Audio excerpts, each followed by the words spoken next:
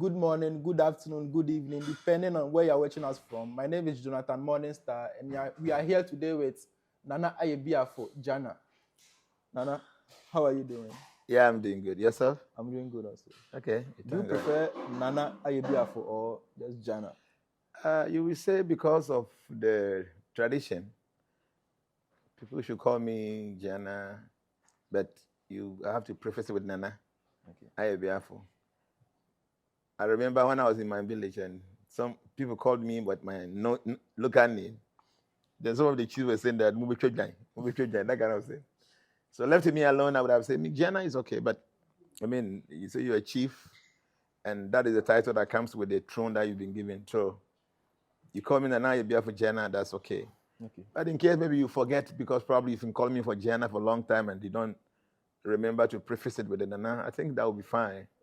But according to tradition, maybe if that happens where the chiefs are there, they can tell you should, pay something. So you be join just because not accredited the person. But it's fine.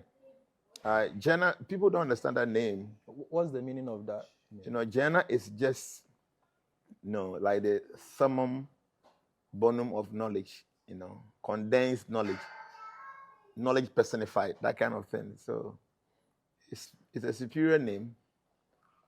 But now I'm a chief, so Nana Ayebiafo is fine. You can add it. Okay. Sometimes you get closer to some people and all of a sudden you feel so good. Mm-hmm. Other times you get too close to the person and you feel like you are sick, kind of.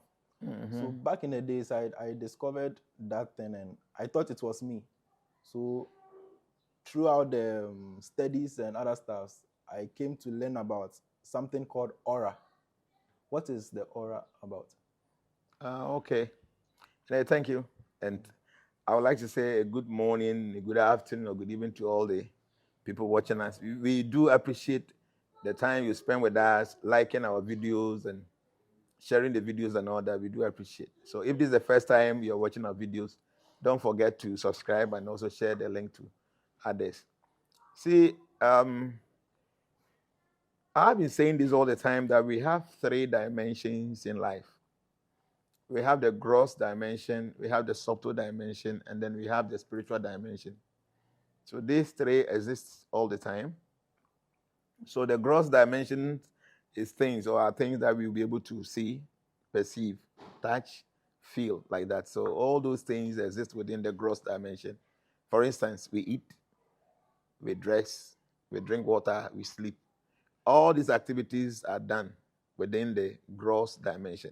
Okay. And then what happens with our emotions, with our subconscious mind, with the subtle realm, these are considered to be subtle dimensional activities. And then what happens between us and God, the demigods and God, the angels and God, that is termed to be spiritual. So our physical body still carries the subtle body. And then the subtle body carries the spiritual body. So within this body, we have 3 personalities. So it's 3 in 1. The gross body, the subtle body, and then the spiritual body. So the aura is just the manifestation of the subtle body. Oh, okay.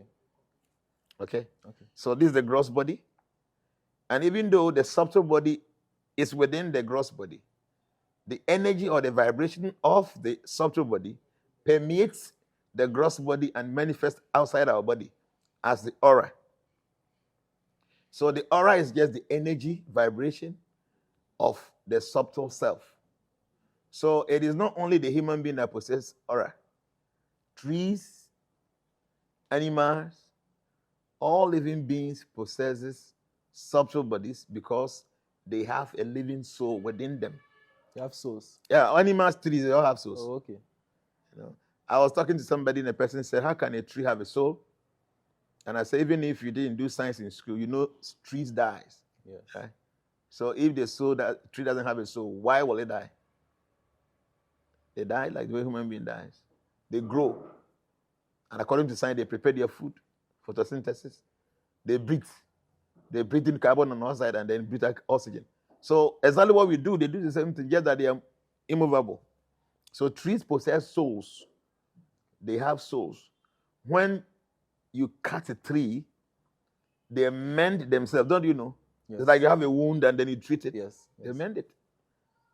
So the trees that are human beings, they're like animals, we all possess souls. So the subtle body permeates this our gross body, but this effulgence. And the effulgence of the subtle body is what is termed as aura.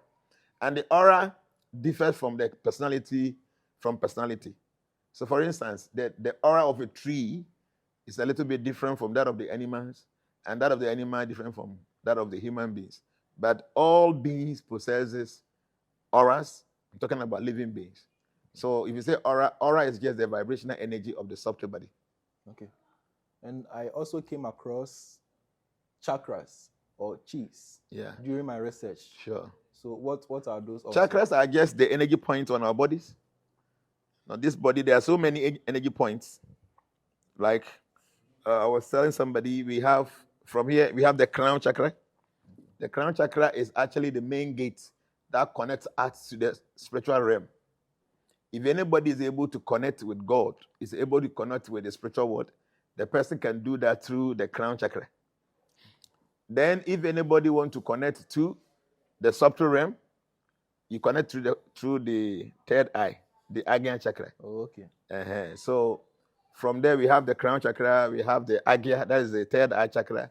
We have the true chakra, we have the solar plexus chakra, we have the navel, we have the spleen chakra, we have the navel is there, we have the sex chakra, we have the basic chakra. So like that, we have about 13 chakras. So all these chakras are just energy points to the body. So anybody who is a mystic or a clairvoyant, you're able to read people just by looking at their chakras. The chakra of individuals will tell you what kind of person they are, what they do, how they think, and all that. The chakra will tell you. Because for somebody who is very intelligent and somebody who is into mystical things, when you see the person's Agya chakra, the chakra down here, you know this person is very much into spirituality. Somebody who loves meditation, somebody who loves mystical things. If somebody is very spiritual, when you see the crown chakra, everything will tell you. Somebody who sings a lot, or somebody who talks a lot, you look at the true chakra, you'll be able to see. Somebody who have a very good heart, somebody who is loving. When you look at the heart chakra, you will know. Somebody who is very aggressive and very wicked, when you look at the heart chakra, you will know. How do you know? By looking at them? Yeah, because the size, the chakras can expand, it can inhibit, and the colors that you project will tell you. So for instance, you see somebody who is very loving, somebody who loves humanity, is calm, down to earth, very humble, very peaceful. You see the heart chakra will be broad, and the colors are beautiful colors like snow. Okay? It's kind of a mixture of clouds and snow together. It looks beautiful and calm. But somebody who is very dangerous, aggressive, violent, a vulgar person, you look at the heart chakra, you see it broad, but the colors are multicolored with a lot of negative energy. You see it yourself. So the same chakra that tells you of somebody's good attitude, the same chakra will tell you the nature of the person if it's negative as well. Then you go down here, if you see somebody and the sex chakra is very huge, it tells you this person is somebody who is sex addict. Like all these people, street girls, when you see them, you look at them far away, you can see the sex chakra almost covering everywhere because they engage in sex daily. Somebody who is very active, very strong, a stout person. You look at the basic chakra and you see very active and red, burning with fire. You see this person is a very hardworking person. Many a times when I'm watching boxing, I love it. That's my favorite sport. I like all this martial arts. Okay.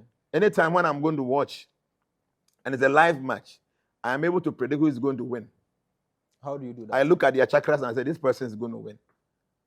Okay. Anybody that watches boxing with me, martial arts, as soon as they start, give me just a minute to two. I'll tell you this person is going to win, and it will win. Because I read through the chakras, and the chakra will tell you this person is going to win. When they're going to play football, and there's going to be penalties, I'll be able to tell you which team is going to win, just by looking at the goalkeeper's chakras. You understand? So these things are very mystical things, but it helps in day-to-day life. We can learn so many things. So I will just tell you that people should learn that apart from the aura, we also have our chakras, and by the the merging of the chakra to the aura, one is able to study the human being properly. Oh, wow. That's interesting. So we learned is the arrangements of the chakras in the human the same as the trees? Yeah, same thing for the trees, same to the animals. So they also have the sex chakra? They do have. So do trees have sex? They do have sex. Their sex is not the way they have to run to go and meet somebody. They have sex through the pouring grain. Oh, okay. So when there's a breeze, when there's wind, and then from the flowers, then through that, the pouring grain fall into the other one, and then they're able to form their seed and they get fruits. Wow. But within the whole body, whatever we have here is also arranged in the body. Okay. Yes. For instance, in mysticism, when you look into your palm, all the organs in your body represented in the sole of the feet. So those who do massage, they know this very well. Okay. If you go for massage, the person is touching your feet, okay, the sole of your feet, but at times it presses some place and then you feel pain here, or in the head or in the heart, because all the parts of the body are represented under the sole of the feet. At times you can hit your back and you feel it. And you feel it somewhere else, yes, because everything is connected. But specifically with the organs of the body, everything is represented under the sole of our feet. So I would say people first must respect nature, because it is not only the human being that possesses souls. The animals do possess souls. The trees also do possess souls.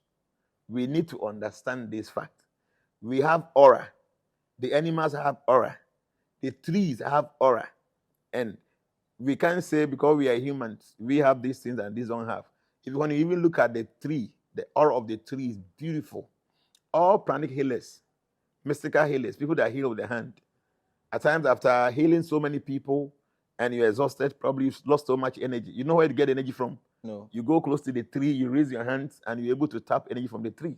Can you demonstrate anything? No, it's simple. I mean, the palm here, we have a gate here called chakra, palm chakra. Okay. You're able to project energy through here, and then you can absorb energy through here. So when you stand in front of a tree, a big tree, any tree, it can be any tree. Okay. But no, but when it's big, the bigger, the better energy you can get. So you stand around the tree, you first have to activate the palm chakras this way. Then you connect the tongue to the roof. So we say connect the tongue to the pilot. Then you raise a hand like this. As you raise, instantly you will see something is just pulling, something is drawing into your body. I mean, it's science. You stand, raise a hand like this, and you can feel it. Okay. Like, somebody is injecting you some energy. So all mystical healers, all pranic healers, that's what they do. Early in the morning, in the evening, they go and stand around a tree, they raise a hand like this. They absorb so much energy. Even materially speaking, when one is very sick, if you go to the countryside, go and hang around trees, within a short possible time now, you'll be doing well, because the trees possess so much energy, and the energy is so divine. Don't forget that we even eat the fruit to get energy. We eat those leaves to get energy. So they possess so much energy. So energy is not just for only the healing. There's so much energy from the trees. Oh, okay. So apart from the food we get from the trees, we can get subtle energy from the trees because they are living beings. And don't forget, the trees they are almost like positive beings. They don't have all this kind of negative, impression about people, how we think negative, we want to kill people. Trees are like that, quiet. Yes, they are trees because of their previous life. Living beings who perform some acts in their previous life. Nature will punish them by giving them that form of a tree. You can be there for thousands of years, immovable. Oh, wow. Yes. It is said that people who like nakeding themselves, like people that go to town, they get naked themselves, they don't care, they wear some small thing to cover their private part, and they don't care. Such people, they risk getting bodies of trees in their subsequent lives. Because, yes, tree, you'll be out there naked in our sun, the sunny time, the winter time, whatever, you have to be there out there. Because in their previous life, they never wanted to cover their bodies. Okay. So nature was okay. As a human being, you don't want to cover yourself, but still you have to put some small thing on covering your private part and your boobs like that. But in the form of a tree, you don't need anything. You just go and stand there for thousands of years. Be under the sun, be under the rain. Guess there, show all your everywhere to people. They don't care. Okay. That's when nature works. So with our fashion sense, we actually sending a message to nature. Oh yes. Oh, okay. Whatever we do, not only with what we dress, what we wear, anything we do. We spoke about Akashic record here. Anything you do, you are sending information to your Akashic record. And this information will be downloaded for you in your next life. And in fact, it is based on this information you are giving the Akashic record in nature that your body will be created. Oh, wow. So one have to be very careful. If you are fond of just nakeding yourself anyhow, trust you, I'm telling you that you risk the chance of getting the body of a tree in your next life. Some people might even say, how is that possible? Don't worry. Some of these things you can never understand. But when you get there, you remember. I mean, maybe you can remember that. Wow. Once somebody said it. So the fact is that we have to be careful. Talking about auras and then chakras, these are things with us and we must work on them. The better person we want to become, we have to start working out, especially with our aura, our chakras and all that. Become a little bit strict, disciplined. You don't do things anyhow. You don't just eat any food. You don't just drink anything anyhow. You don't move anyhow. You try as much as possible to live a life that will be able to permit you to really understand. Love yourself, love your neighbor, and then be a human being. I mean, not just ordinary human being, but a civilized human being. But can someone influence you with their aura? Yes, auras can be influenced. As we are sitting here now, our aura is together now. So if you keep on moving with somebody who is a very good person, there's a possibility of you getting the qualities of the person. Okay. Likewise, if you move with somebody who is very negative, the possibility of getting negativity from the person is very high. There's this adage that show me your friend, and I'll tell you your character, right? Okay. Yeah. So normally, people feel that it's because you associate with a smoker, then you become a smoker yourself. It is not just because of the person, but because of the energy thoughts the person creates. You see, when you move with somebody, the way you think, what you do, they all create energy thoughts. So the energy thoughts are like bubbles. Okay. So if you're clairvoyant and you see people, when people are thinking, you see them bubbles like that, so many. So you can read minds. You can read it. So all these things are the energy thoughts. Oh, wow. So when I move with you all the time, my energy thoughts are here, your energy thoughts are there, they keep on messing up. So because I have a strong willpower, my energy thoughts is able to subdue your energy thoughts. So if I'm a thief, after some time, you might not even see me stealing, but you end up stealing somehow. Because my energy thoughts have subdued your energy thoughts and you'll be influenced subtly. So, yes, you can be influenced by the auras of others. That's why I tell people you should be very careful the kind of association you keep. You keep wrong association, you become a wrong person. You keep the right association, you become a better person. It is not because you see people womanizing or following men, that's why you become a womanizer or begin to follow men. But just for the fact that the energy thought they create is always about men. If you're a woman with them, you end up becoming men, because the energy thought will influence the way you think as well. Oh, okay. So yes, it's good you associate with good people, because like I'm saying, as we are sitting here, this is the end of my aura. Okay? Okay. So as soon as you get closer, you are in my aura. So you stay for a while, like we move together, we do things together, and you're always in my aura. So you end up having things for me. If I'm wearing a very strong perfume and you are close to me all the time, you go home and then somebody begin to smell me on you. You know, like I was saying the other time, a lot of women are very smart. Their husband, their boyfriend goes out there to go and mess up with another lady, and this lady uses some nice perfume. When they come home, they'll be able to detect that you went to meet somebody with a different perfume. So, what kind of scent is that? The women are very smart. Yeah, see, when you are close to somebody, you fall within their aura, and many things happen, good or bad happens when you're able to tap into the auras of other people. So yes, mystical people, most often they don't like being in crowd. That's one of the reasons. Anytime you move into crowds, you accept a lot of auras, bad, good, negative, like that. So better if you're not doing anything, stay home. Okay. Because whereas, and the truth of the matter is that when the more you get influenced with the auras, you can't help it but to act in the way the aura detects to you. Because the aura will detect what you should do. You know, for instance, you are a very gentle man, you respect everybody.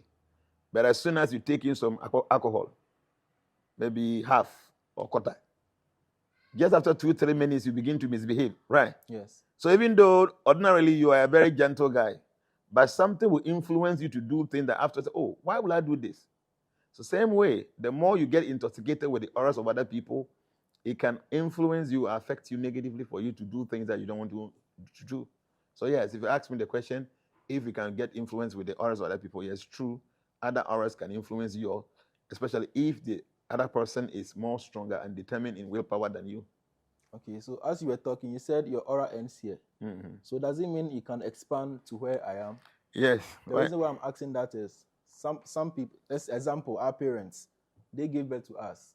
Most of the time, their aura covers us. Mm. So we think when we grow, at least automatically, we can be able to exchange the love they give for us. Mm. But some people end up abusing their parents. Is it the parents' aura or the aura the child has accumulated? Yeah, so this whole thing is kind of complicated in the sense that this child coming to this world is coming with some special karma or destiny. And this karma is structured for you based on your previous activities. And you still go through a mother and a father. So somehow you will get some influence from your parents. You get some influence from the environment that you were born into, the community, the society. You get influence from all this.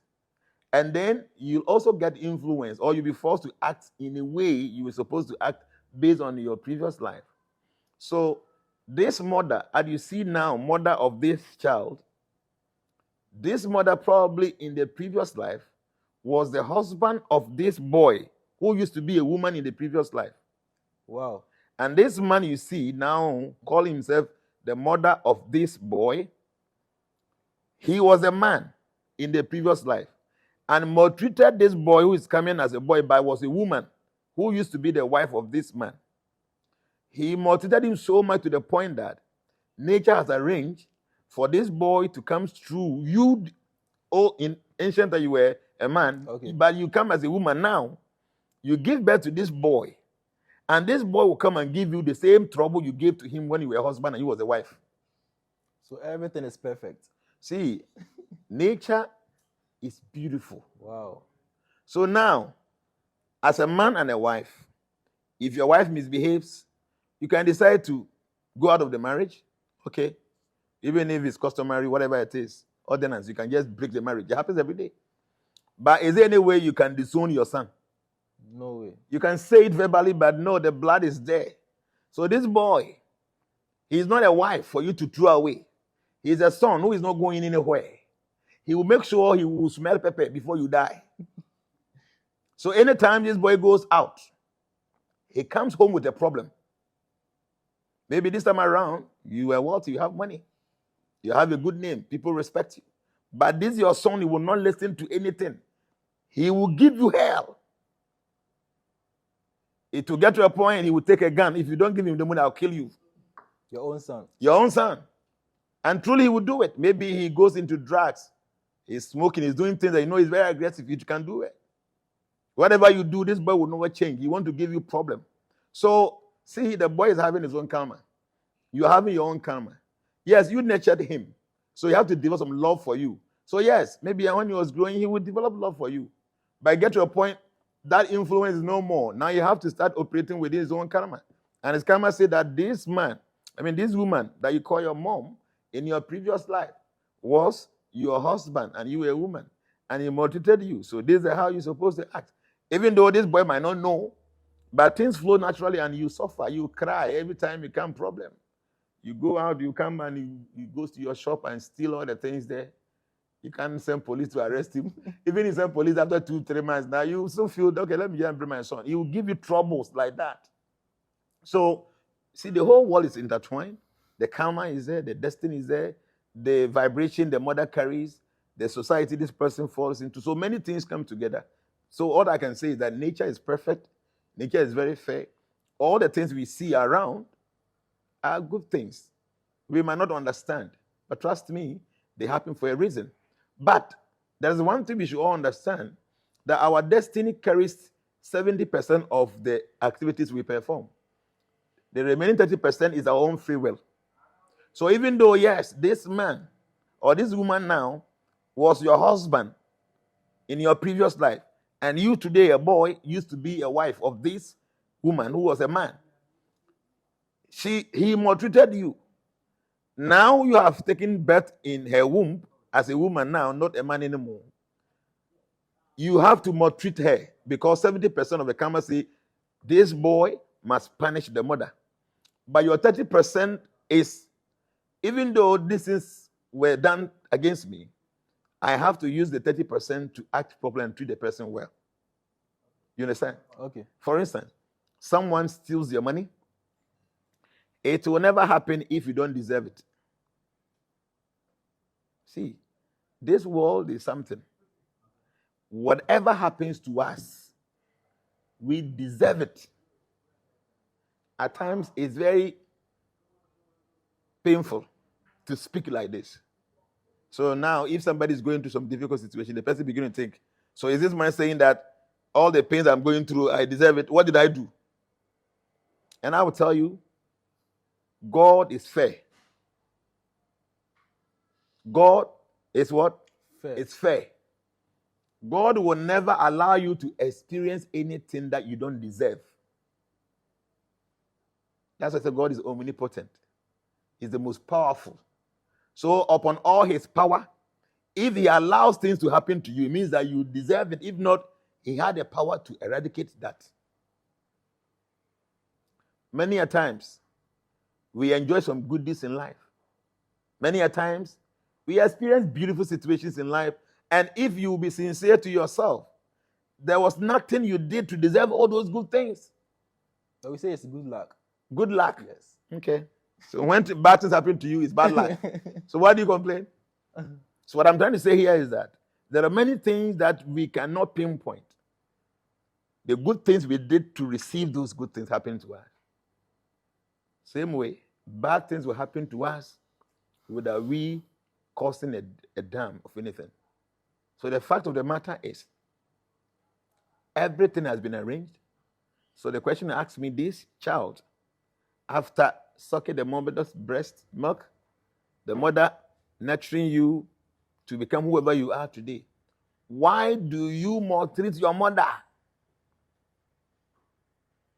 So I will tell you it's wrong for you to maltreat your mother. You must do everything possible to make her happy. But if you ask me as a spiritualist, because I just don't look at this scenario, I go beyond to find out why this person is doing that. I've been giving this analogy all the time that you go into a movie house, and the movie house, the movie is like 2 hours. You goes in there when it's just 15 minutes more to the end of the movie, and all that you see is maybe they've gathered around one guy, everybody's beating him. After beating him for some time, they've hanged him or they want to kill him. As a normal human being, this scene is going to make you feel bad. Oh, why will they do this? Because you're just looking at what these guys are doing to this person. You didn't start watching the movies with them. Had it been you started watching the movie, you would have been the first person to say this guy must be jailed. Maybe in the movie, he was the one killing people, raping young girls and molesting kids and all that. After a very long time, now the law catches up with him and now they want to punish him. You are feeling good, better for him, that why should this thing happen to this person? So life is like that. Many a times we start looking at scenarios just now. We don't go behind the scene to see what caused this.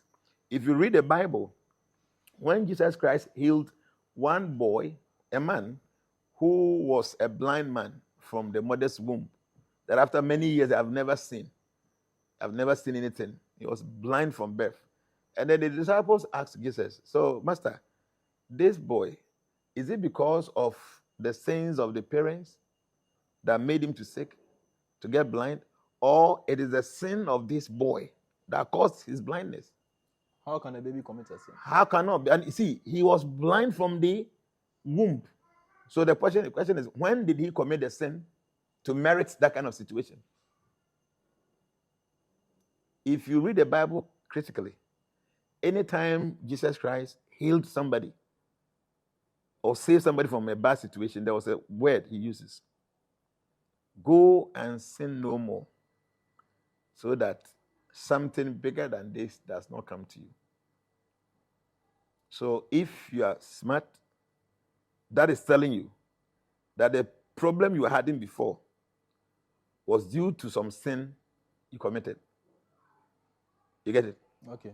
After healing somebody, saving a situation, Christ says, go and sin no more, so that something terrible than this does not come to you.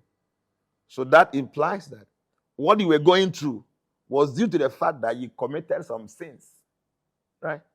So what of those kids that had their problem from the womb? When did they commit the sin? Can you explain? See, if you want to look at only this life, you say, no, God is not fair. Because we know children are innocent. So innocent means that they have never committed any sin, even as they are kids, infants. So why will God allow such a situation to happen to kids when they are innocent? So many times, so many atheists, they don't believe in the existence of God because God is wicked.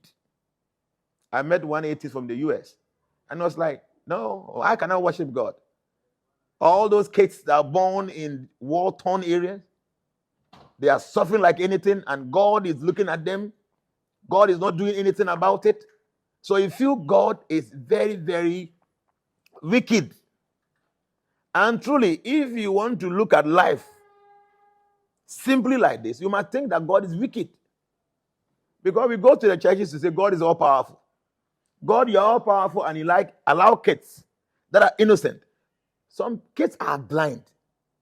Huh? Yes. Some kids are crippled, they can't walk. And God Almighty, you're up there, you have all the powers. Why do you allow this thing to happen to this kid?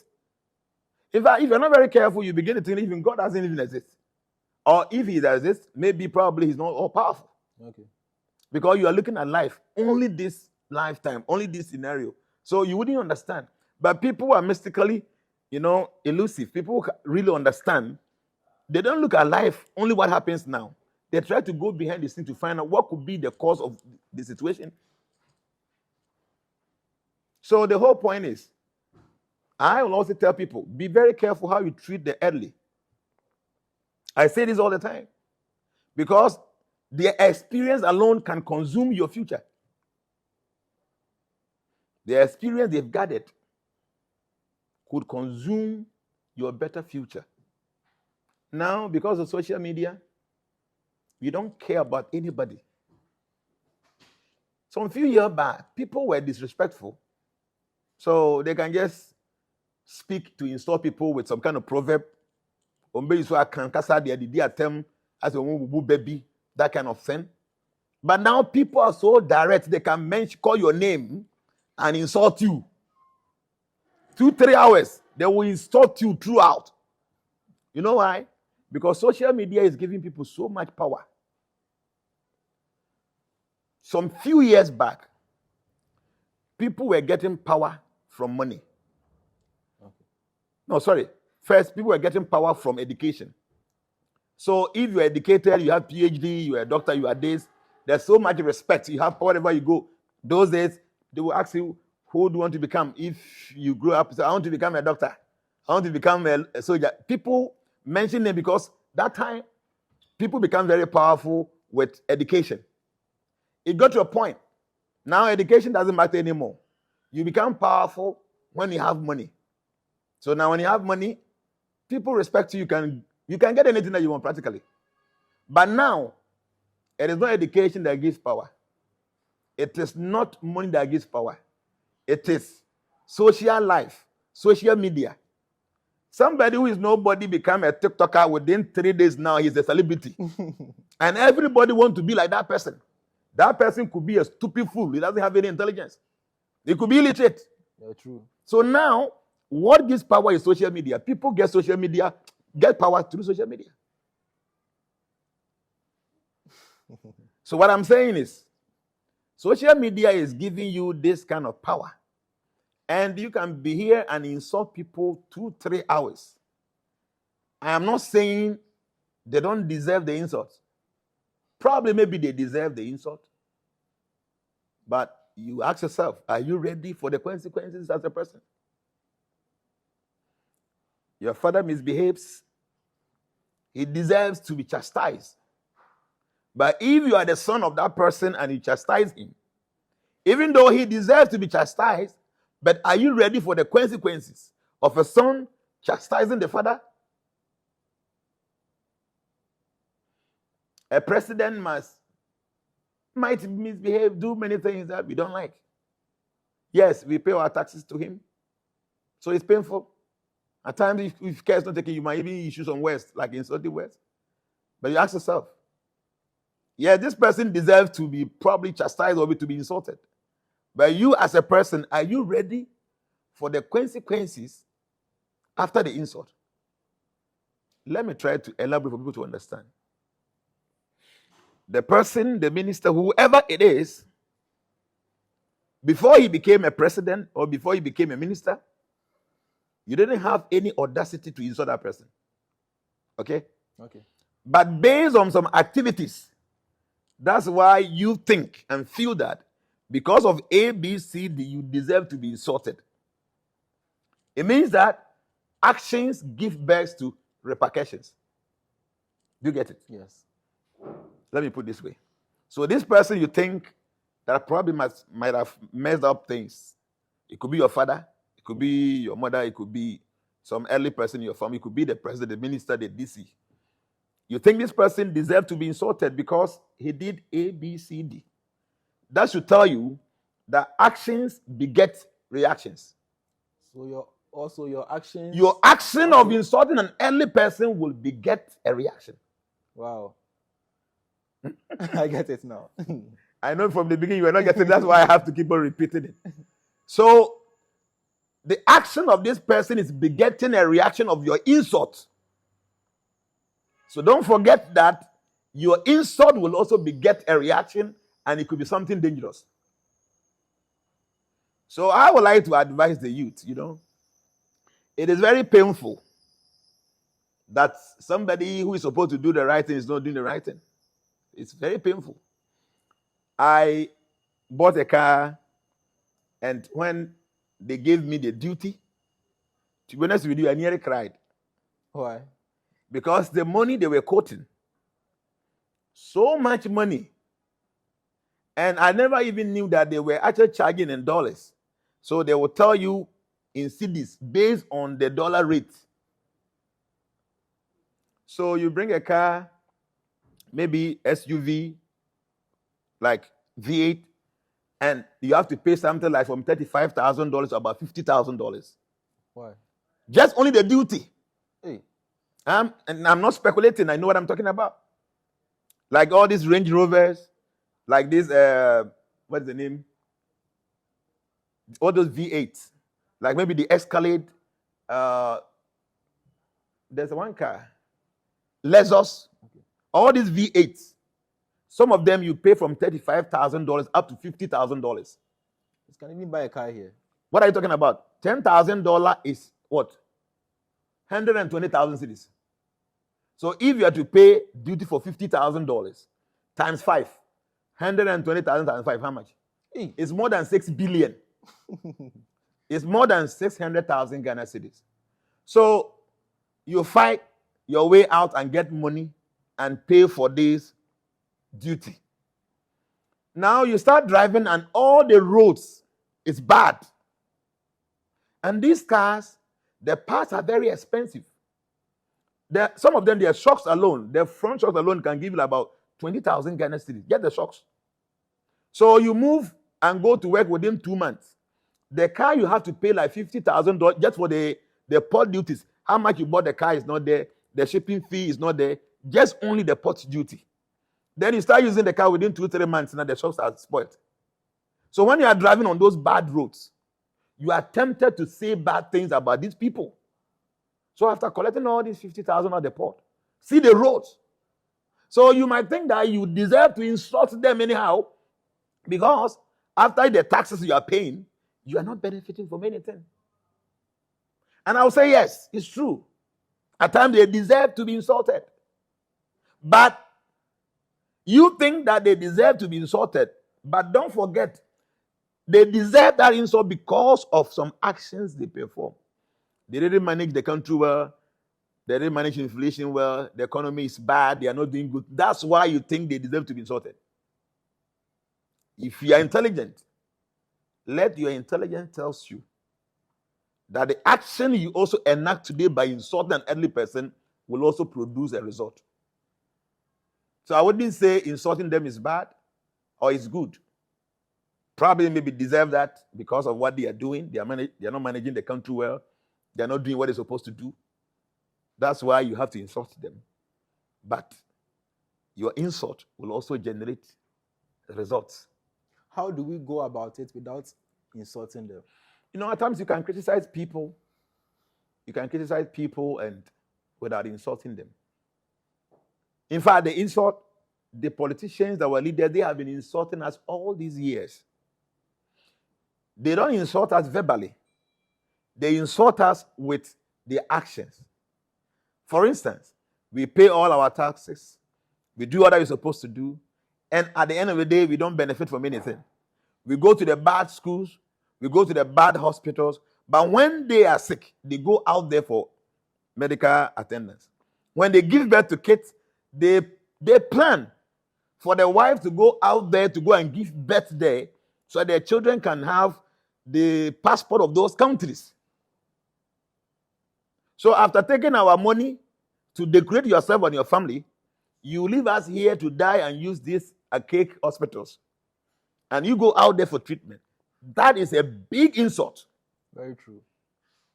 So you might say that, okay, what they are doing, they have already insulted us, so why not? We should also insult them. But I'm telling you, these people, they suffer like anything before they die. You take your time, sit down. Most of these politicians, they don't die young. Nature intentionally keeps them around for them to get to a point where their body will not be able to fight any disease anymore. And all the terrible diseases in the world now, you find it in their bodies. The cancer you are afraid of, most of the politicians, the old ones, they have cancer. I'm telling you. The prostrate that you are afraid of, most of these politicians, they have prostrate. The diabetes that you are afraid of, most of these politicians, they have diabetes. They have issue with their liver. They have issue with their heart. I'm telling you, most of the deadly sickness we see in this world, they don't sleep well. And they are still wicked. They are still wicked because they are not intelligent. They cannot even ascertain the fact that the situation they are going through might be the cause of what they have done to the people. So they still keep on becoming more wicked. So they will suffer, they will die, and after death, they will go through terrible situations. So what I'm saying is, be very careful not to insult the elderly. So you asked me, how do we talk about it? We can criticize them constructively. Like when I have a life and I want to talk about politics, I don't insult anybody, but I speak my mind out. You watch, you listen, and it makes sense. Okay, it makes sense. I wish that everybody can think the way I think. So if a politician misbehaves, you don't insult him, but you make sure you campaign against him for him to lose the election. The politician is not afraid of insult. Huh? There's no politician who is afraid of insult. If politicians are afraid of insult, like former President Mahama would never ever think of becoming a president again. Huh? I was in this country. How they insulted this man. So if insult is painful to them, why will he be coming back? Politicians are afraid of only one thing, and only one: losing election. So if you want to harm any politician or do something against the politician, it is not insult. Insult is not insult. But there's one thing you can do to a politician that he can think. Let him understand that he is going to lose the election. Recently, the Kumawu by-election, I was in Ghana, I watched it. within a week or two. The kind of development they enacted there, only God knows. So they know beautiful things. They know beautiful things. But they were forced to do that because they were afraid to lose. They went to the other side, sin. You see what happened there? Yes. The whole night they were consulting Ruth. They are not, there's a word I'm looking for. Ignorance. No. They are not afraid of insults. Your insult does not do them anything. You insult them every day. They don't care.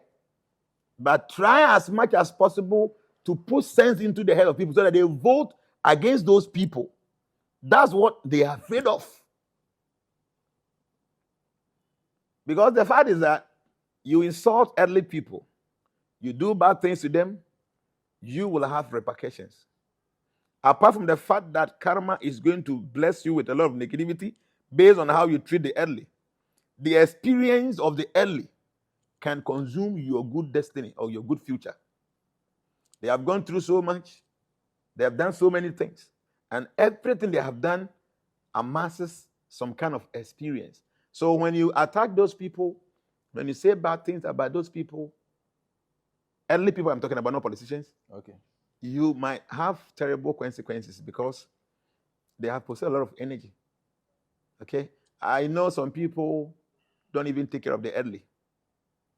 That's one of the reasons why here, Africa, see, at times when I sit down and look at how we do things, Africa is like a jungle. No, it's serious. In this country, how we treat people, especially the less privileged, it's sad. There is this man who has been meeting me on these routes. He's an old man. Anytime he sees my car, he will just do like this. He will stop me. okay. Any day this man sees me, because I remember about 8 months ago, I was entering. So as soon as I turned this way, he stopped me. He looked nice. So I stopped and he started talking to me. He said, there are 3 things you never do if you want to be successful in life. I was just looking at him. 3 things you should never do. You should never, he said, there's some things he said before, the one I'm remembering now. He said, you should not bite people. Don't speak bad about people in their back. You know this person is working, this person. You go and say many things so that this person can lose his job. Never do that. Then secondly, you work with people, make sure you never cheat them. Whatever they deserve, give to them. And the third one, make sure you never have sex with any one man's wife. That's deep. I'm telling you, the man just here at the gate. I knew he was looking for money. So I was just smiling, and after I just gave him the money, he started blessing me and saying things like that. Just like 6 months, 8 months ago. Now he looks weaker. So anytime he sees me, he stops my car, and I'll stop and I'll give him something. I give him this because I started thinking, he's a very handsome man. So I will reflect, say, about 30 years ago, this man was like a young man like me, and probably he was more intelligent and beautiful and handsome than me.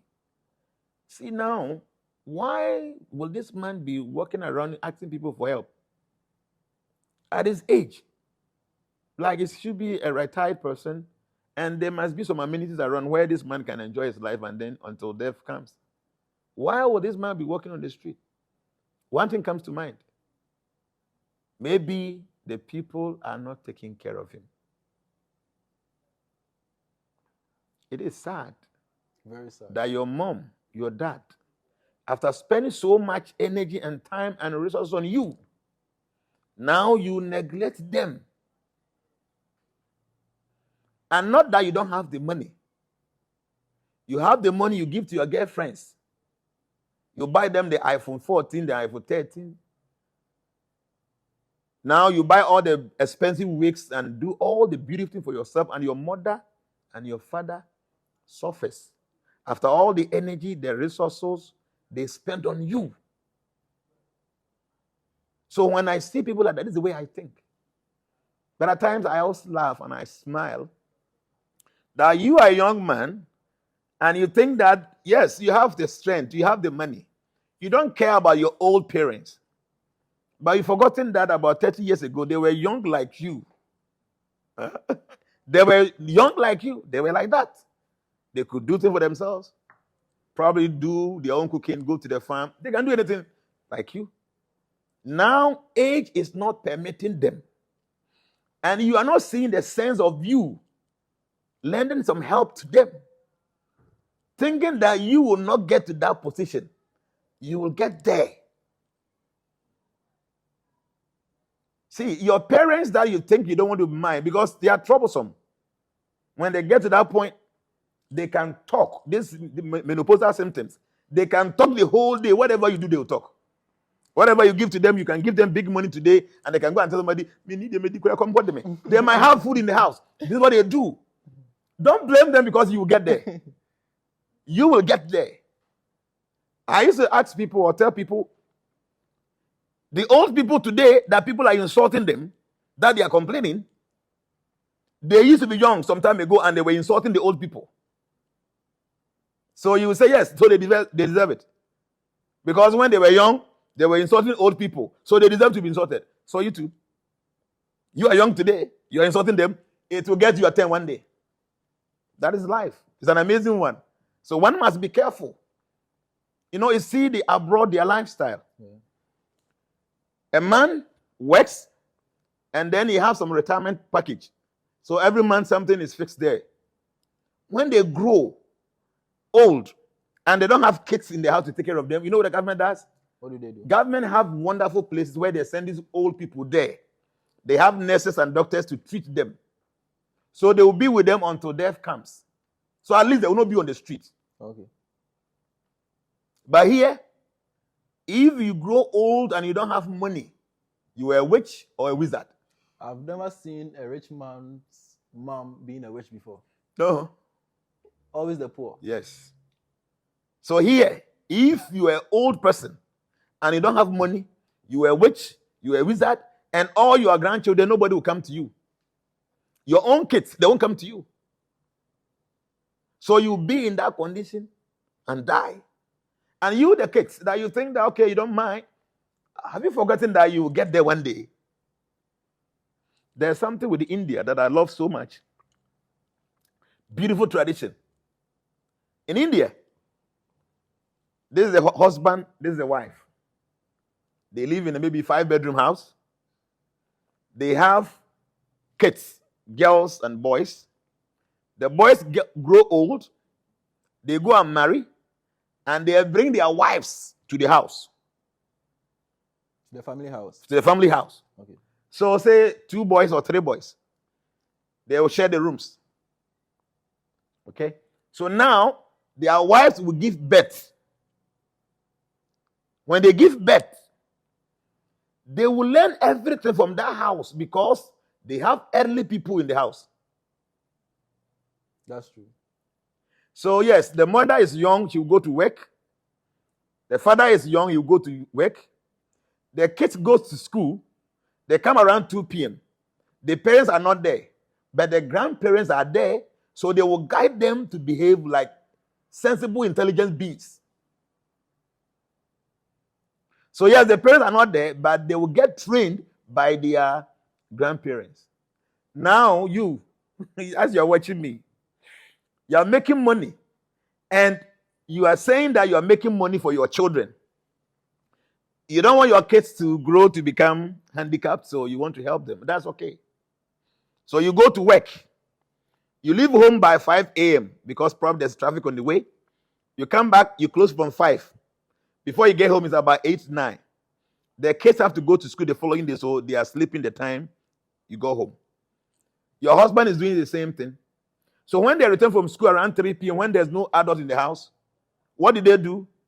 It's either they watch television or they be on their phones. Now, smartphone, everybody's on social media. The things they learn on the social media, you don't have any idea. You think your kids are not going out. They are not making friends out there.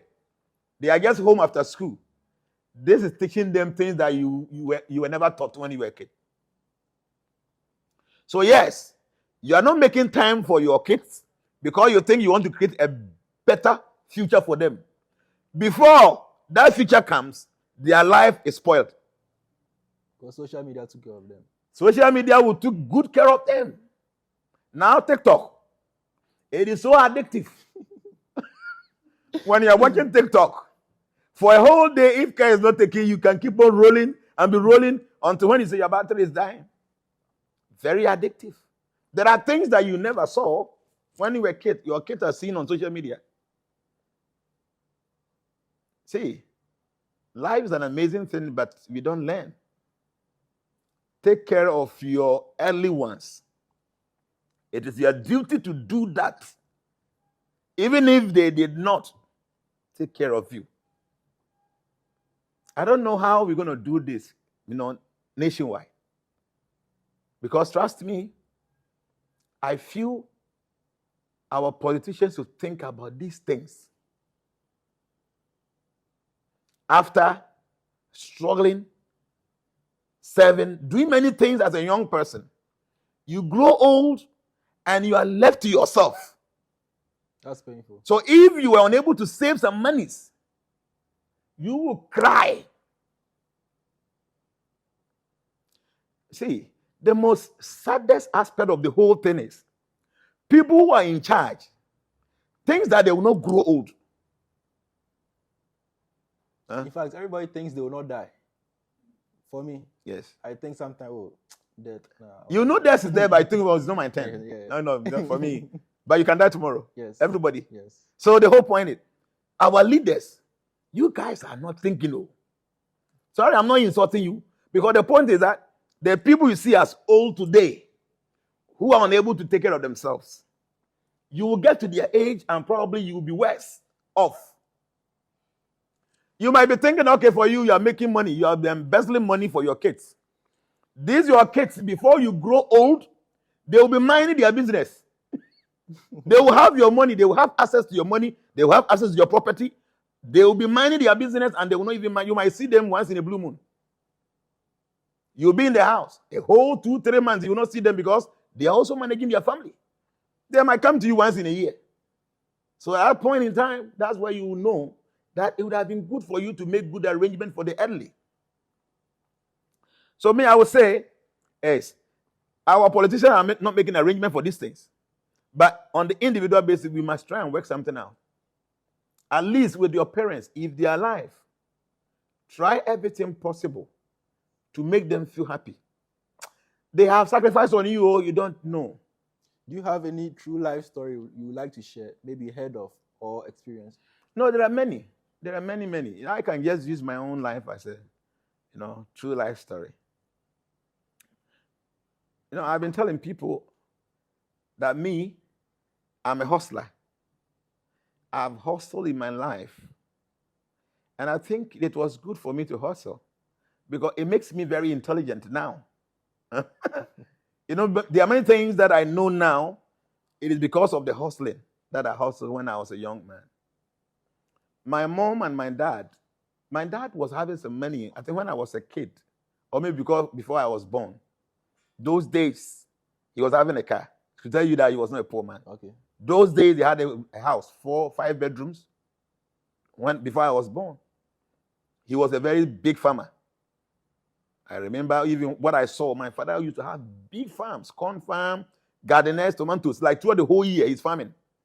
And he used to bring people from the north. So in our house, all the time, you see Northerners stay in the house. So it means that they were not poor. But it got to a point, when I grew up, when I was a young man, my father was not having money. He wasn't having any car again. I think the house was there. That's what we were all managing. 5 bedrooms. And we were 5 at that time. So the seniors took the rooms and some of us have to join together. So we were just living there. And my mom used to go to buy oranges, plantains and stuff, like a whole car, he'll bring to the market. The women will come and take it. It got to a point he didn't have the money to be doing that. So she would go to the market to go and buy from people who has gone to bring it from the villages, and then she will sell. So I remember when I was in secondary school, I'm like a girl. Because from school, I was day. From school, I had to go to the market. My mother would buy me all the stuff. I'll go home to go and prepare food. I'll wait for her. She will be home around 8 p.m. We will eat. And she will leave very early in the morning. We were staying at Jnana and I attended Jnana for secondary school. It's far. In the morning, at times I used to walk, right? Oh, yes, I used to walk. It's far, but I used to walk. So my mom was doing this all the time. And at times, I go there to the market in the afternoon, and I see the scorching sun. And she'll be standing the way they used to call for their customers. They are calling people. I'll be looking at her. I was doing science. I was on scholarship. But there were some things you have to pay, like your books and your housekeeping money stuff. And she have to provide all that. And I'm not the only son. I have my junior brother, my senior brother was there, and then my senior two sisters.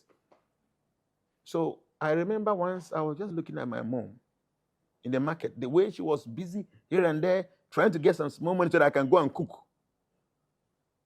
So I was like, wow. My junior brother, two of us were staying with my mom. Okay. But my junior brother, he was in JSS. Okay. And he was stubborn boy. He's stubborn. Me, like I'm like the modest boy, always in the house. I don't like him troubles. He go out there, he have friends. Where we're living, we were new there, but my brother he knows everybody there. Me, I didn't know anybody. But for him, he goes out in the morning. He will come back late in the night. So I'm always in the house. I have to cook for her. So once I went there, the way I was looking at this woman, somebody told me, I'll take care of my mom. I remember this very well. Because from the market, from the school, the Jnana school, and then the market is not too far. So at times, a young boy, you just have to come and say something because you need some coins. You don't come and give some story, they won't give you. Yes. In the afternoon, I remember those days we used to have cocoa drink. It was very famous that time. And some tea bread, the one with some powder on it, some white one. So in the afternoon, it will be very hot. They will put mercury inside. And the people that have money, they will be buying with the poor people, we don't have. You go to school, but you have to get your stomach full in the house because in the afternoon you might not have money to buy. Yes. So at times I have to rush down and say, they have to do this, so that at least in the afternoon you can also buy the cocoa drink and the bread. And this woman was doing all this.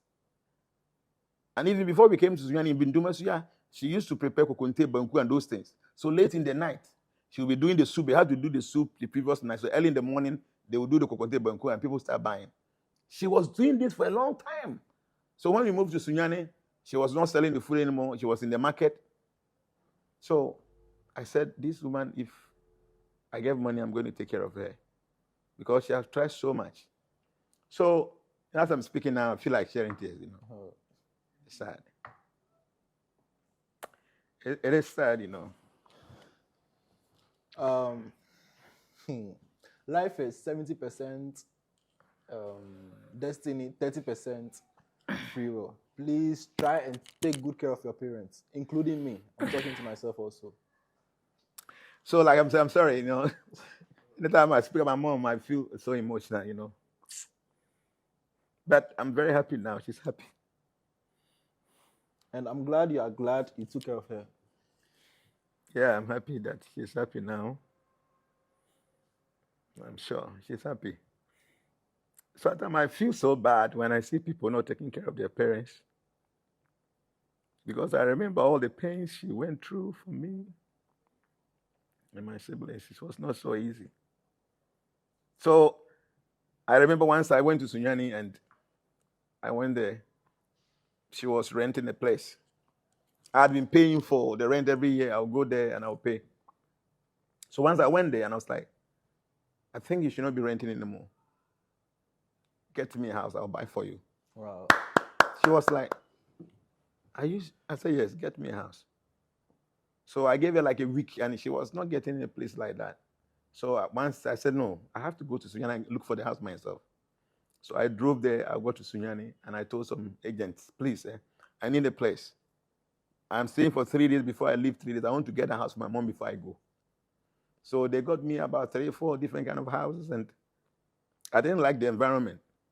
Then finally they got one at Berlin Top, a nice place, 4-bedroom flat. Very nice, a big compound. We have big land where we can even build more houses there. And the woman told me the price. I said, okay, give me the document. I checked, it was okay. That very day, I made a payment. I didn't tell her. So we took the chance, we did all the painting and all the things we're supposed to do there. So I went there and with the keys, I said, take this to the house. And I drove her there. She got there and said, Radimi Payamini, you know. And I've never forgotten. How did you feel seeing her very happy? No, see, my mom, I have always loved her. She's a good woman. I remember those days when we were young, and my mom, she cooks, goes out. In the night before she comes home, she will come with a stranger. And the food, he will come and give to the stranger. Almost every day, my mother would do this. So I remember we used to say that way, there be a co-op and talk of how nobody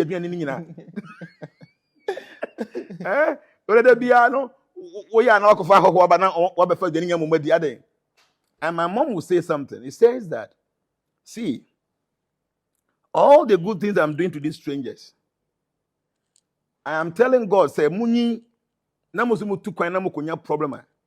Papa ya me yama hoho. Unyanko ponya sa papa na mama. That's deep. My mother will say this all the time. And I remember when I started traveling, I never had any difficult situation without having somebody intervening for me. One day I will tell you my real story. One day, from beginning to the end. One day we'll treat that. You will cry for me. I'm telling you, you will cry. Some people see you, maybe you have cars, you have a house, and they think that you have never ever suffered in life. Say, me, my mom, I love her, and I hope that she doesn't die now. But death is inevitable. Everybody is going to die one day, so I know one day he's going to leave. And when she dies, I will be happy because she has done what every human is supposed to do. She's a good woman. She's religious. My mother is good. You ask my wife, she will tell you about my mom. Many women, when their kids have money, see the way they treat their in-laws. Go and ask her, she will tell you. My mom came here. She came to spend like a week. So before she left, I called her in my room and I was like, she come. I wanted to discuss something with her. I said, Radime Payabini.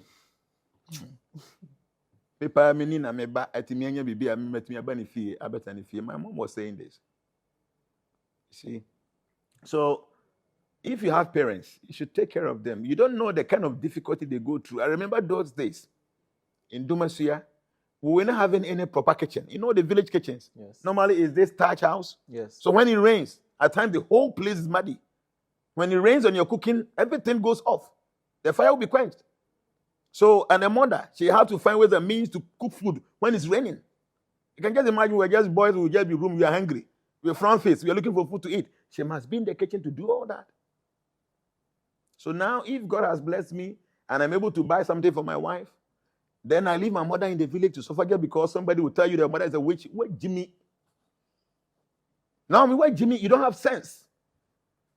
Because some pastor told you that your mother is a witch, your father is a wizard, then you will not do your duty. You leave them to suffer in the village when you're sick to car. I'm about your cigar. Now, would you anyway? You don't have any sense. I'm sorry using this word, but I'm becoming a little bit emotional. Because I don't see me seeing my mother as a witch or something, and that's okay, let me neglect her. I can't do that. Even if she's a witch. Even if it's a witch now, it's my mom. Yes. Even my mother is a witch, it's my mom. Why will I neglect her because she's a witch? You think you can get a second mother? No, it's not possible. It is not. So some of you guys, how you treat your people, just because a pastor told you something, you don't have any sense. You don't. What they go through. And I mean, I'm very fortunate. I would say my wife is a very good woman. And you know, there are some women also, when they get married to somebody that probably have a little bit, they want to start to lord it over everything. They don't want any family member to come around. When they see them, they begin to frown face. No, my wife is not like that. She wouldn't even do that. Share me. Come on, no. No, I'm just telling you that. Come on, no, you can't do that. I can even attest to that. See, even me, that I'm not a family member. See how she feels. Yes, she's a good woman. See, me, if you want to see my wrath, try with my mother. You will see something you have never experienced in your life. You know, I remember one time, my senior sister, she passed on. I have some little issue with my mom. And when I bought this house for my mom, Not this family matter, but it's not deep, so I can just say it. When I bought this house for my mom, and I told her, she was staying in my father's house. I said, why don't you go and stay with your mom? She's old, so they can be there. The rooms are many, 4 bedrooms with 2 different halls, 2 different kitchens. So why don't you go and stay there? She said, no, she doesn't want to go and stay there. When they are growing like that, they talk too much. I said, you that you're not even grown self, you talk more than her. So not talking alone cannot be the reason. She said, no, for me, I don't want. So if you want me to go and stay in Sunyani, then you should go and rent another apartment for me. I want to go and stay there. Still, she doesn't want to go and stay there because she wanted money to go and rent another place. So I said, okay, go and get a place, I'll pay for it. She went there, said, go some 2 bedrooms, then I paid for it. After some time, she told me that it has elapsed. I said, the time I gave this money, I don't think it's more than 2 years because I remember I paid for 2 years. No. So I think the landlord also had an issue with her because my sister, she's very critical. She's the right person. If it's not right, he'll talk about it. So the landlord was having an issue. They came to my uncle and I said, okay, if that's the case, she should move and go and rent a different place so that I pay for it. So she was with me. I went to Sunyani and I wanted to see that the room before I paid. So, but it was not ready, so I gave her the money. So she went there to go and pay. After about 2 months or so, I went back to Sunyani and the same landlord came to report to my uncle that my sister is still insulting him. Okay. So as I about some people discuss about behind that man. You know what she did? The house is like a family house. So like 4 people own the house. So first he was laughing because you know the story. So in the house, like 4 people are owning the different rooms there. So the old landlord owned this room. And another family member also owned this room. So when I said, leave the house, she left this landlord's room and then go and rent another one. So now she's in the house, okay, but not in your house. Okay. So she can just say anything you want. So I asked her, but you were giving money to go and rent it. I said, I'm me high, I said, behind that way. Also, be behind area. I'm so area here. She didn't want to tell me the same house because I wouldn't be happy with it. But we found out that she was staying in the same house. But now she's not renting under you. Yes. And into which my cannot be actually. And my sister, yeah. I remember one case, he would just insult you and he would cry the whole day. So when I told her to go and stay with my mom, and he was saying this, she wanted a new place. Because there was still a problem because I said, no, you can't stay in the house to be troubling people. So I personally went there, we got a new, nice place. That was where she was staying before she passed away. Now she went and tell somebody that the brother has bought a house for 2 of them. And the mother said she didn't come and stay in the house. You know, I know her. So my mother told me this, I got angry. I got mad. I said, I was there when this woman told me that she's not coming to stay there. And I personally came to go and rent the place. So I went there and I said, sister, you told me, say, won't now put fee. I was saying, I'm saying, now, you're not the one telling people, say, your mother said she will not allow you to stay in the house. So she can't say anything. I got angry. I said, why will you be doing this? I told you, say, if you ever say anything against our mother, who is also my mother, I won't take it lightly with you. In fact, I will just give you this story to tell you how I cherish my mom, how I value her, that I will not allow anybody who dare you to do something bad to my mom, talk to her badly. Whatever it is now, she's my mom, I love her. And I remember that all that she did is what is making me who I am today. So maybe you might not have this wonderful story about your parents, but they are still your parents. Take care of them. Those of you staying in abroad, you guys get so much money there. Your parents are down here. They are suffering. You are sending money to prophets and fake pastors all the time, and your parents are suffering just because they have told you your mom is a witch. Some of you will never even send your case to the family because you think that your mother or your father is a witch or a wizard. So see, old age will catch up with you one day. If you don't respect people who are old today, you will be old tomorrow. I was watching some video about a week ago. There was a debate that Nanado and President, that's former President Mahama, They had some debate. I don't know, maybe some of you might have seen that video. Nana Addo was having bushy hair. And they were very young. You've seen that video, right? Yes, I've seen it. So Nana Addo was having a bushy hair, very handsome man. And Muhammad too, a very handsome man. They were having this debate. So I was just looking at them. I said, what? See how nice and young they were. But now see Nana Addo now. See Nana Addo. So a few years back, Muhammad was saying that he's a young man. I remember very well when they had to compute in Nana Addo from 2012. Yes. He was telling people that, yes, I'm a young man. I said, I'm a Ghana. But something like he was born before, after Ghana having independence. So on the eyes of a Ghana, I remember they were having something like that. Me and I war after Ghana independence. And all these contestants, they were born before Ghana had independence. So I'm young. Now you see Muhammad now. All the white is gray now. From 2012 to 2023, how many years now? Like 11 years or so. Yes. You see him? You are getting close to that point. So if you don't work anything around so that people who are old will benefit, you will get there and you will suffer. Never ever think that you remain like this for life. Me, I study with my body. I study with my environment. That gives me intelligence to see how to deal with people. Tomorrow can be very unpredictable. Make sure that you do things right because you don't know tomorrow. If you are a man and you are chasing after girls anyhow, because probably you are very strong. Maybe now you are strong, so you can just be following women anyhow. It will get to a point. A woman will be lying by your side and you cannot feel anything. And even when you feel anything, you can't do anything because everything is okro. I'm telling you that. When we were kids, I remember we used to fool in our village. When we want to urinate, as kids, we will raise our manhood like this. And then when you make something like that, at times you can even touch it with your tank. I remember very well. Try it again whether you can do it today. Now if you're about 40 years, 35 years going, try whether you can urinate for you to make that curve that you used to do, for you to touch your tank. You can't do it.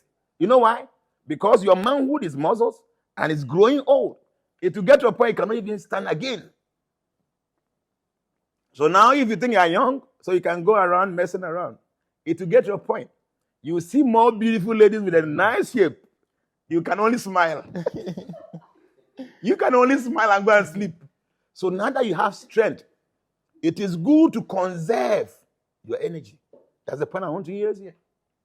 Now that you're young, you must try as much as possible to conserve some of the energies now. Because when it gets to the old age point, the body is broken down. You don't have any energy again.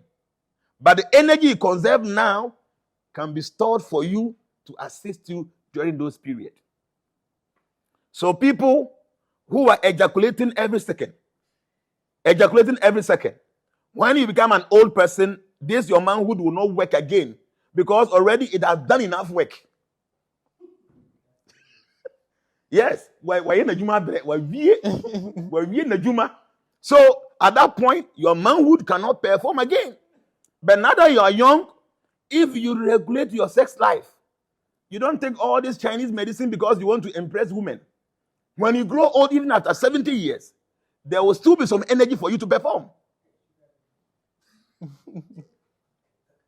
So it's going to be so painful that at the age of, say, 70, and then you have a very beautiful woman, beautiful lady, nice, with a shape, something that attracts any man's mind. And all that you can look is you look at this and they smile. And there's nothing you can do. Hey, you be sumbasa. So what I'm saying is try to conserve your energy now. Stop misbehaving. Conserve your energy now. I was talking to somebody and I said, when you grow old, diabetes will come. Prostate will come. Cancer will come. Kidney issue will come because old age will invite all those situations. But if you eat well, you stop drinking alcohol, you stop smoking weed and cigarette and all those smokes that you take thinking that it's good, At that point where all those kind of ailments comes around, the energy you conserve from your youthful time will be able to sustain you. So can taking care of the elderly also help improve your aura? Yes, why not? You see, when you help old people, not just old people, anytime you are able to put smile on someone's face, how do you feel? Feel good. You feel good. Unless you have never tried this. Just help somebody to smile. You will know how you're going to feel. Just recently, we went to somewhere. So when we were coming, we wanted to buy this Ayebiafo biscuit. So in the traffic, we're not getting. So she asked, please, is there any Ayebiafo biscuit here? I said, no, it's not here. So there's one guy who was selling this tissue. So it's okay, they are far away. So, okay. We didn't know this guy went all through the crowd like that, went far away to go and call the Ayebiafo biscuit seller. She came and I think we bought, is it 50 cents something? And this guy that was selling the tissue, he was just walking and he was just smiling with broad smile. So I was telling the people in the car, I said, you see the way he's happy. You know why? Because of him, somebody has made about 50 Ghana cedis now. So he's happy because he is part of the happiness of this lady. How was his aura when you saw him? No, I didn't check that. Oh, my mind didn't even go there. Okay. So I told them people should buy some of the things that he's selling. So they bought some of the tissues. You know, that they used to put in the car. Yeah. They bought some. So I was looking at the guy. He was just smiling. As I was going, he was just smiling, happy. I said, wow, this is the real happiness. When you are able to facilitate someone's happiness, that is the real happiness, not you yourself. If you are very intelligent, you only get happy when you are able to facilitate the happiness of other people. Your woman goes to the kitchen to cook, and the husband doesn't eat. She gets sad the whole day. You know why? Why? Because when the husband eats and is happy, she will be happy. Most of them, they cook, they don't eat.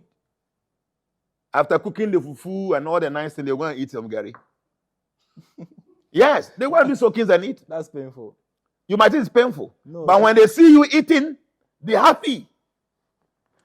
They're happy. So if you're able to help the elderly and they're happy, it affects you as a person. It affects you positively. So you're asking about aura. It's not only aura. It will change everything negative in your life. Helping the needy, helping the aged. So please, for me, today I've become very emotional, especially when I was talking about mom. My first time, showing this kind of emotions on live this thing camera. But trust me, you should value your parents to the point that you are not ready to listen to any rubbish from any person. So that's the last advice you are giving. Yes. That somebody is a witch, somebody is a wizard. You must take care of your parents. You are living nice. You are living well. Your parents are in the village suffering. Something is wrong with you. You must take care of the aged, starting from your parents, your mom, your dad, maybe your senior siblings, your senior sisters, your senior brothers. If they are alive and probably they are not feeling well, they are not doing well, it is your duty to take care of them. If I tell you how much money I spend daily, you will open your mouth. And not because I have money. Because I feel that why should you have people around when they are suffering and then you are happy? So the little you have to give. Daily, the money I send through mobile. People that I don't know. Because it helps. So please, if you're watching us, this will be my last advice. Take care of the aged. Because it will make you happy. And when they are happy, they will bless you. Just by their smiling because you helped them, it will help you. And even if, for you can't think about their own happiness, think about the fact that you will become old person one day. You will become aged one day. And you will expect that people to be nice to you because that time probably you will not be able to take care of yourself. You get to a point these two legs cannot function properly. You have to have a third one, stick. Or maybe you have to use something to walk. So before you get there, try to see those who are there now and assist them and help them. So that when you get to that point, Somehow or the other, nature will arrange that somebody also will be there to support you. But if you think that your parents are old, leave them in the village, let them suffer and die, you will also get there. And don't dream that your children will be around you the way they are around today. The same way you left your parents in the village, now you are making your own life. Your kids will also leave you, and they will start their own families. So take care of your family. Take care of your parents. So that when you become an aged person, nature will make arrangement that your children will also take care of you. If not, you will get there, and that time it will be too late for you to do the needful. Thank you very much. Thank you very much for your advice. And today we saw the emotional side of you. Yeah. When it comes to my mom, I'm a weak person. She's my weakness. Wow. That's the fact. Okay. Thank you very much. And I hope this video reaches a lot of people and change a lot of lives. I've learned something from it, and I'm sure you also have learned something from it. If you haven't liked this video yet, please like it and click on the subscribe button to get more videos like this. Thank you very much for staying with us. Bye-bye.